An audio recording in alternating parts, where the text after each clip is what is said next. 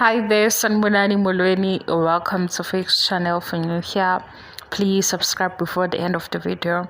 If returning, thank you for love and support. I appreciate you.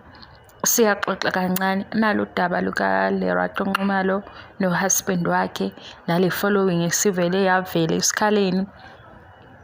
Kune picture vezwe uMusakhawula, so after leyo picture abantu balandela ke bahamba bayofollowa lo bebekholela ukuthi uhusband ka Lerato Nxumalo.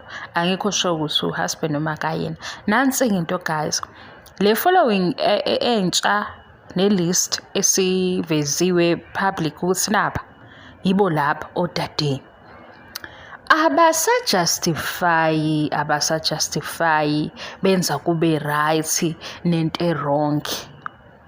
How iyo phela le esinceba ukuthi sho vele le following le evele yathi qi beyiza ngemotive engekho right. Ngesingisi konje kuthiwa monitoring spirits. Yazi kunodade kunomunye engizokwenza ngayo isibonelo noma ngalikhumbula igama lakhe, angikho sure noma the lazy housewife ku TikTok, naye waveza nje ukuthi uphila impilo enje nohusband wakhe lawo manqampunqampu, kodwa uhusband engamvezi kakhulu. Wabuya usisi wathi naba sebeku DM kuhusband. Ngibona ngathi energy enalokho okwenzeka kulo sisi owayekhuluma ku TikTok ethi hayibo isimanga sento uhusband wakhe selobunje ku inbox naba manje kuyakhuzwa ukuthi sekuvelile and yasho ukuthi hayibo uyaphoxa into eniyenzile, nabanye basho singaze ngamangala umngani wami sebethini phela uLerato ufamous uLerato, kodwa uhusband wakhe ufamous cha. Sike sambona uhusband wakhe etha kuphi ndawo nakhona vele ukuthi nje mase kuvezwe isithombe nizwe igama usuyagijima uyofollow benifunani. Hayibo we guys, abanye baze bathi phela nakhona umfihlelana uhusband wakhe nje. Guys, abantu bavumelekile ukuthi ngisho ngabe usaziwayo bavumelekile ukuphila impilo abayi-understanda bona, hayi le funwa yithi. Ngoba manje sekunokuthi uLerato famous, so nohusband wakhe uzokwaziwa.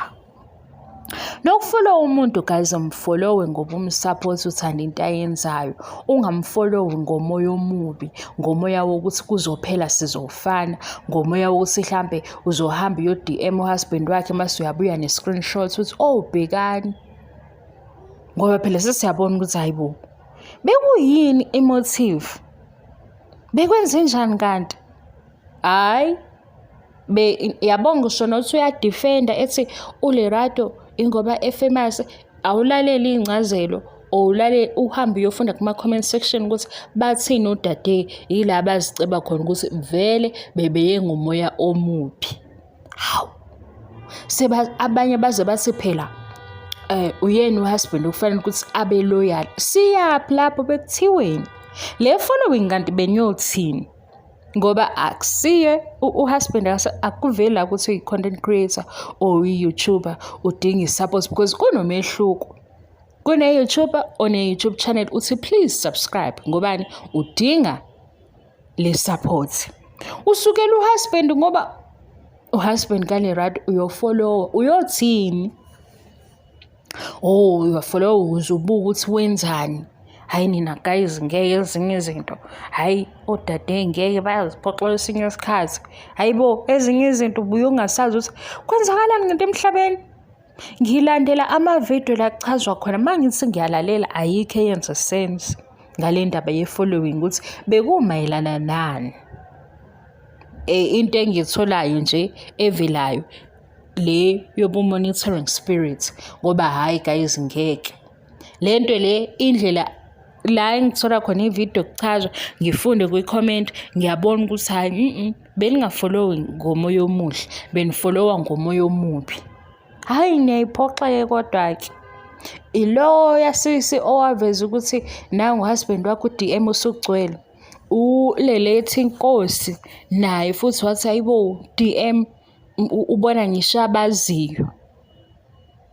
Hayibo nalento ukuthi senishela waphuma umthetho futhi angaze ngithi umthetho because akuzuqualifya ngomthetho ukuthi ushela bani.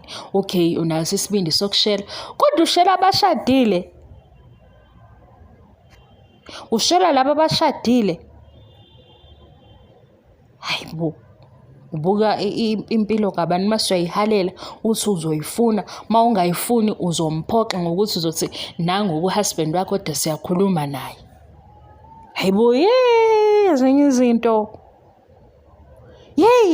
Ngoba nakho ukujustify into wrong bekuyothiwani? Bekufollowa kuyothiwani? Futhi uqinisile uLerato esimaziyo ku-Durban Journey ubekhona, ku-Scandal ubekhona, kulenye show enkuMzansi Magic esengikhohlwe igama layo, nangu ku-YouTube nakhona wenza kahle. Uye esimaziyo. So uhlanganisana no-husband wakhe. Hayibo guys. Hayi bodade khuzekani kwezinye izinto. Hayibo. Hayi. Ngiyababaza. Ngizobabaza nje kahle le video ngenzela ukuzobabaza ukuthi beniyothini. Yabona laba ke abachaza ukuthi phela ingoba uLerato yena siyamazi, wazi uLerato ngithi uhusband wakhe ubufuna ukuthini kuyena. Hayibo guys. Enye into impilo iqhubeka offline. Khona abantu guys abangadingi social media ngale ndlela mhlawumbe sicabanga ukuthi bayidinga ngayo. Abaphila impilo yabo nje abayaziyo off camera. And abangadingi ukuthi ku-social media beveze zonke izinto esesijwayele ukuyibona. Khona futhi abayivezayo beshadile beyiveze nomndeni wabo, alikho iphutha. Kodwa leyo yokudelete abantu ngoba sekuzothiwa uyaziwa lo, okusho ukuthi no-husband wakhe uyazi. Bangako esaziwayo esingabazi opartner babo and akunankinga. Hayibo, phela le nto le yenza ukuthi engathi khona inkinga ekhona ngoba masizothi ingoba kuwusaziwayo sekufanele sazi opartner babo. Ngobani? Esibaziyo fine, bakhetha ukuthi sibazi, bayiveza futhi u-social media bayawusebenzisa, akunankinga. Abangawusebenzisi futhi akusho ukuthi ingoba beneyimfihlo ey'theni ngoba manje sesihambe sikhanda nje ama-narrative esingawazi, sihambe sixoxa nje izinto esingazazi. Akekho ku-social media ngoba kusho ukuthi khona into wrong ngaye. Hayibo guys. Hayi khuzekani-ke kodwa. Yabo u-2025 khona othe lo nyaka unjani. Yabona le nto le video ya-Ayanda Ncwane athandaza kuye engasayikhumbuli athi it's Khama time. Nangu Khama time. Sasingamboni waprofetha u-Ayanda. Nangu Khama time. UKhama time lo school ngoba yini le yenzakalayo? Abantu banama-behavior angaqondakali. Ayingivalele le video futhi ngaze nginihemele. Bye.